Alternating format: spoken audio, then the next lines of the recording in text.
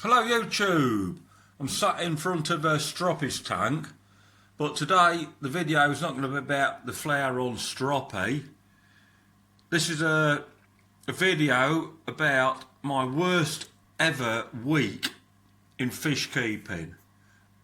And I've been keeping fish a lot of years, I'll tell you now. So yeah, I was a bit embarrassed to put this video up. But you gotta show the rough with the smooth, and I've had some right crap happen this last week. But I'm just a normal hobbyist enjoying my hobby, or trying to enjoy my hobby. I didn't enjoy the hobby this week. I'm just a normal hobbyist enjoying the hobby. You know, like, I just do this for the fun of it, really, because I love my fish. Anyway, this is my worst ever week in keeping these cichlids, but it's been a week now, and I'm trying to get over it, and I'll move forward. So I'll let you see what's happened. Hello YouTube, just thought I'd do an update on JCB the Haitiensis. Things ain't going too well. He hasn't been himself. It's Saturday the 4th of May today, so we'll see how it goes. I'm treating the tank water. Yesterday he wasn't himself, I could tell there's something wrong with him, and today he's been moping around all day. And if you look inside his mouth, you probably can't see in the photo, but I know what his mouth should look like. His mouth looks different. Where his teeth are, it looks all swollen and ragged. It's probably bloated a bit. I can't understand what the problem is. It's been recently moved into this tank 2 weeks ago. I've done nothing different. I've had this fish 8 years. I've done nothing different to what I've done in the last 8 years. He's had the same diet, the same water, got the same substrate, everything's identical. So I would say it's something to do with the move, stress of moving. But he was moved 2 weeks ago. Anyway, if I lose this fish, I'm going to be devastated. So I'll add to this video as it go along and see how he comes. But it is definitely not himself. Anyway, I just thought I'd put that one together, and I'll add to it. Just hope he comes round and I don't lose him. Well, we're another day on, and it's deteriorated loads overnight. He's bloating. I think his swim bladder's gone. This is a sad day. This is a sad day in my fish keeping career.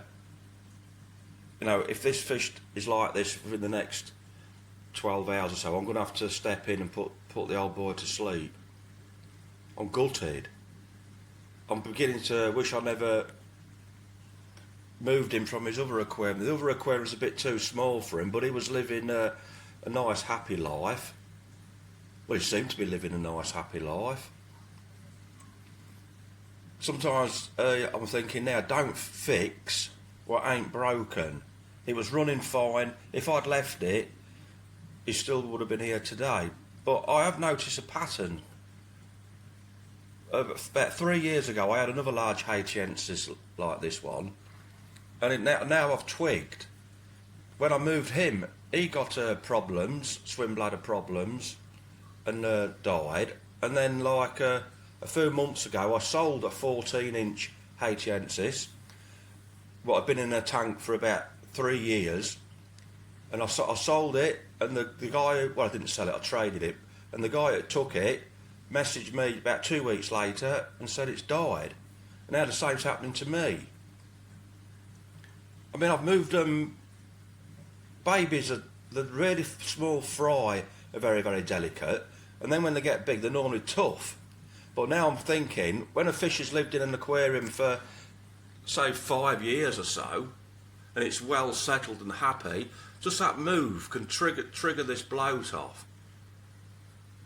Anyway, this is a sad day for me, but the female is perfectly okay. She keeps coming to look at him as if she knows there's something wrong. Anyway, I'll just give him a bit of time, but if it gets worse and worse and worse, he'll never pull round from this. 100% never pull round from this, and I'm going to have to step in and put him to sleep, which I'll be using clove oil. You know, I don't really want to put this video up, but I need to let people aware what goes on. You know, I have really good things happening in the hobby, and there's some really shit things happening in the hobby, and as far as shit goes, this is as worse as it gets. Anyway, I'll let you know what happens.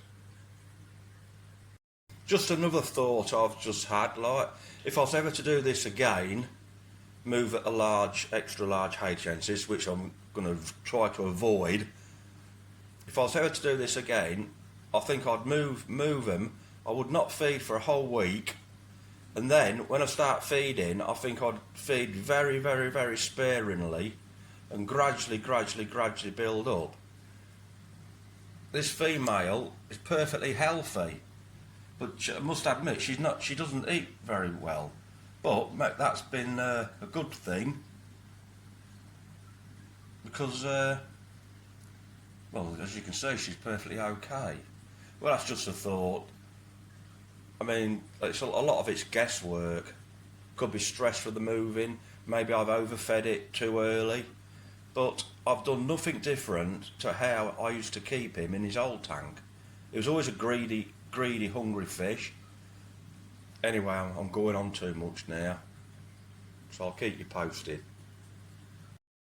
Well, poor old JCB has gone.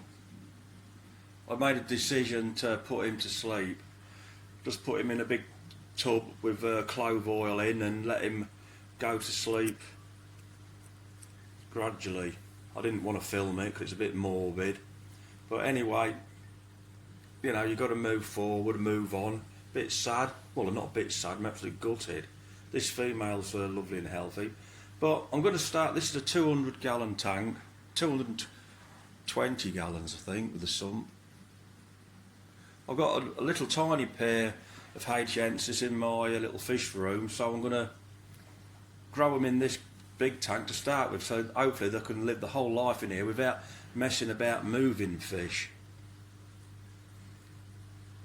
So I'll show you these little ones, what are going to go in here.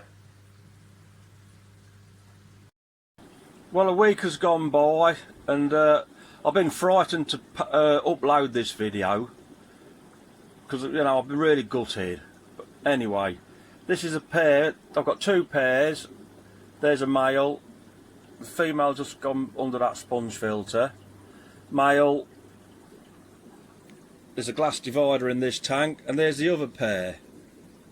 I think this is the pair I've chosen to go in that 220-gallon tank.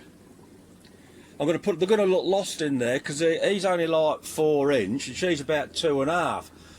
In a 6.5 foot, 220-gallon tank, they're going to look absolutely lost. But I don't want to have to go through all that again. I had a JCB 8 years. And I don't know how long he would have lived, probably 10, 12, maybe longer. But I really want these ones to do well. So I'm going to put them in there so they can, hopefully they'll settle nice and quickly and live the life in there without having to mess about moving them. But this is the chosen pair. They seem to bond it really well. This other pair, they're okay, they're bonding, but they're not bonding as well as the other two. Well, this one hasn't got a hump on his head, when this dominant one, he's got a hump. Anyway, we'll have these in my lounge, and they're going to look absolutely lost in that great big tank.